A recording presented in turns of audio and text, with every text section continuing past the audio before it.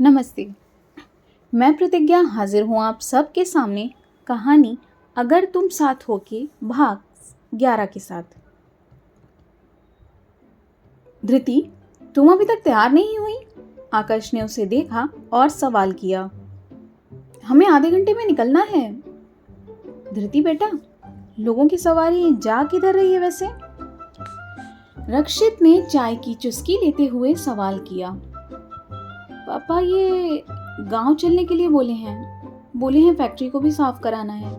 उधर ही नया काम शुरू होगा ना, तो अभी कुछ दिन वहीं रहेंगे और अम्मा पिताजी के पास एल्सा का देखभाल भी हो जाएगा।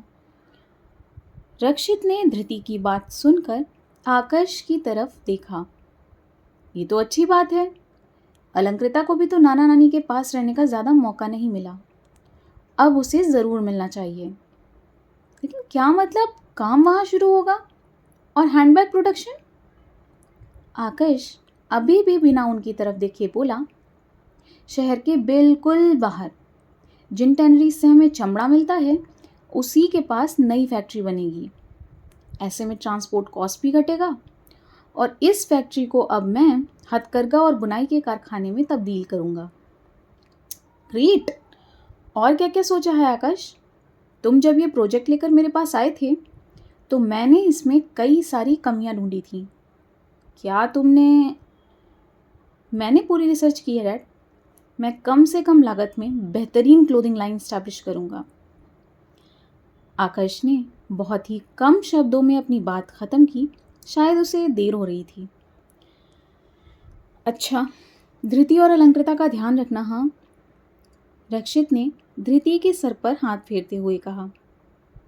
और जल्दी आ जाना बेटा, तुम्हारे और एल्सा के बिना तो पूरा घर फीका रहेगा। फीका कैसे रहेगा डैड? अब तो अर्नब के चुन्नू मुन्नू भी आने वाले हैं ना, उन्हें खिलाइए तब तक। आकाश मुस्कुराते हुए बोला।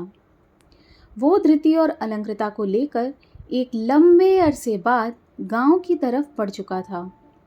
वो रास्ता आज भी उतना ही खूबसूरत था। दोपहर का समय था, लेकिन बादलों ने सूरज को ढककर मौसम बेहद खुशनुमा बना दिया था। धृति बैक सीट पर अलंकृता के साथ बैठी हुई थी। अर्नब ने आकाश को उसके जन्मदिन पर नई डिफेंडर कार तोहफे में दी थी। उसकी पसंदीदा पुरानी कार भले ही उस एक्सीडेंट में चकनाचूर हो गई थी, लेकिन आकाश का कारों का शौक अभी भी वैसा ही था और अर्नब से बेहतर उसकी पसंद कौन जान सकता था। इस बार उसकी कार ना केवल और भी आलीशान थी, बल्कि उनके फीचर्स अर्नब ने आकाश की पसंद के अनुसार डिजाइन करवाए थे। गांव के कच्चे ऊबड़ खाबड़ रास्तों पर जैसे ही वो खूबसूरत सी कारी कार निकलती, गांव के बच्चे पीछे हुड़दंग काटने पहुंच जाते। इस बार आकाश ने उनमें से किसी को भी नहीं रोका। वो साइड मिरर में देखकर बस मुस्कुरा दिया। गाड़ी धृति के घर के सामने पहुंचकर रुक गई। चूंकि इस बार उसके आने की खबर पहले ही गांव पहुंच गई थी, इसलिए सभी दरवाजे पर ही खड़े उनके स्वागत में पलकें बिछाए हुए थे।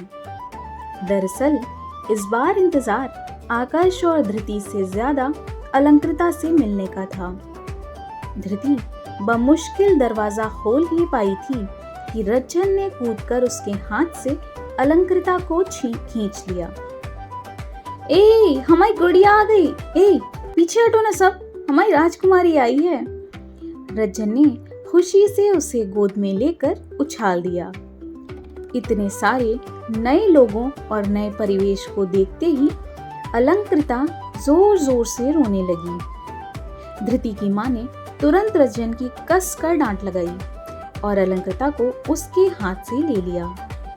वो देखने में वैसे भी रुई की गोल मटोल गुड़िया सी लग रही थी। आकाश ने अपने सास ससुर के पैर छुए और रज्जन के गले लग गया। रज्जन उसके चरणों में लेट गया। आकाश ने हंसते हुए उसके कॉलर से उसे पकड़कर उठाया और बोला, अब तो सुधर जाओ साले साहब, अब तो ब्याह होने को आ रहा है। ऐसे चरण वंदना करते रहे तो धर्म पत्नी को बुरा लग जाएगा। रज्जन खड़े होकर गाड़ी में झांका और बोला, पहले तो केवल गाड़ी थी, अब के सीधा ट्रक ही ले आए आप। बाप रे बाप, इसमें तो लेट ही न जाए आदमी। सभी उसकी बात सुनकर हंस पड़े। वो पीछे मुड़कर आकाश से बोला, क्यों जीजा, ये गाड़ी कितने का पड़ा होगा? 2 करोड़। अरे दैया, 20-25 ट्रैक्टर आ जाते इतने में तो। और गाड़ी एकदम लल्लन टाप है जीजा, एक तो राउंड तो जरूर मारेंगे इसमें।